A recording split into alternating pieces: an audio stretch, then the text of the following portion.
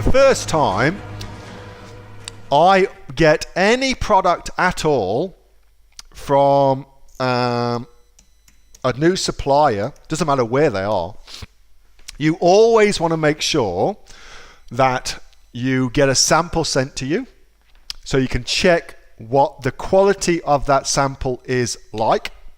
Always do that. And the first time you make an order of the product, you should send your product from, let's just say it's a factory in China, just for ease of discussion, from the factory to a quality control center in China so they can check the quality of the product that you're getting sent over. Every time.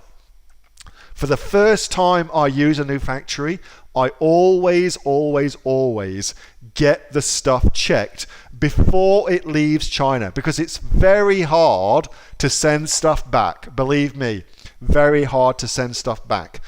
As I can't remember who it was in our Facebook group who recently went through that. If anybody can remember, please let me know in the group, in the chat.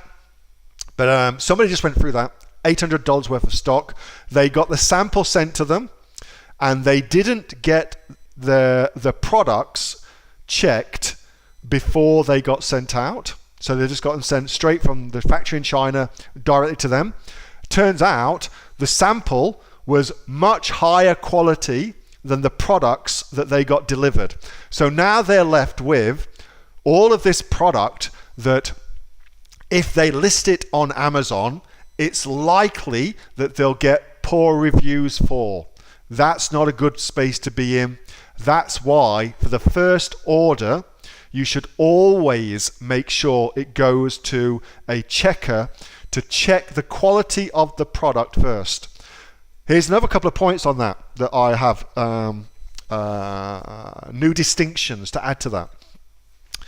Tell your supplier that is what you're going to do. So say to them, you will be sending the product to my quality checker in China.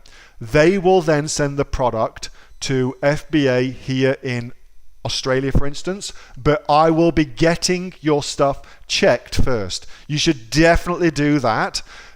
Just doing that, if you didn't then do it, I don't know if that would work or not, but it's an interesting idea. If you just did that, you would greatly increase the likelihood of getting A1 products sent to you, because the people in China go, all right, this stuff's going to get checked. If it's not right, they'll send it back. So that you're going to get good stuff. So I would definitely do that. The other thing that I try my best to negotiate now, typically when you're buying stuff from a factory in China, you'll do a 30-70 payment scheme, okay? So you put 30% down for them to get the order started, and the remainder is due upon completion of the order. Now, what I now try to negotiate is the 70% is due upon quality inspection of the order. That's what I try to negotiate now. I don't always get it, particularly with a brand new supplier, but I'm always asking for that now, because if you think about it, it makes a lot of sense to do that. So that's what I do. Anything else I can add to that? There are people in the Facebook group. If you go to the files, recommended suppliers, that file just there. So it's in files, recommended suppliers. You'll find people who'll do that work for you in China to get that done for you. Rhonda, must get it done. It is an added expense, but it's a small expense compared with the complete nightmare that results from having a situation whereby you've got a great sample sent to you and then poor quality products sent to you, which is a complete nightmare. Basically, you'll lose your money because it's almost impossible to send them back. Hope that helps. Now, anybody think